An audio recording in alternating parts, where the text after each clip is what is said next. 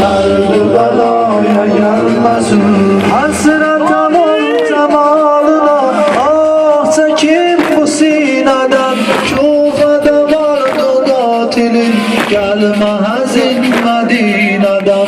Koyma yetim Hadice'ni, hayri ola Sekine'den.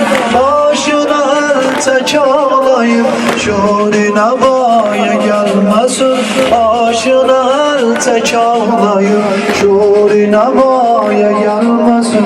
Söyle Hüseyin ey sabah, söyle Hüseyin ey sabah, derdi belaya gelmesin. Gelse düşer bu deştide, derdi belaya gelmesin.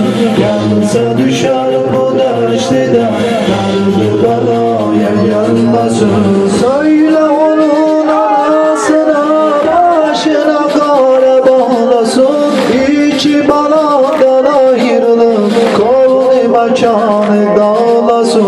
Tutsa Hadice'den, söyle ki gizli ağlasın. Belki yetimliğin tozu, mahvini gaye gelmesin.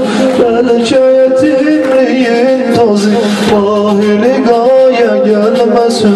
Söyle Hüseyin ey sabah, söyle Hüseyin ey sabah, derdi belaya gelmesin. Gelse düşer bu deştide, derdi belaya gelmesin. Gelse düşer bu deştide, derdi belaya gelmesin. Altimanın kendisi, biz seni eyle kim tamam.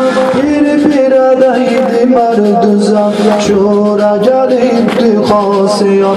Tavha eder buna devam, ruzi şebahlayar müdam. Dammasa bir derini can, tari bagaya gelmesin. Dammasa bir derini can, tari bagaya gelmesin. Söyle Hüseyin ey sabah, söyle Hüseyin ey sabah, derdi belaya gelmesin. Gelse düşer bu deştide, derdi belaya gelmesin. Gelse düşer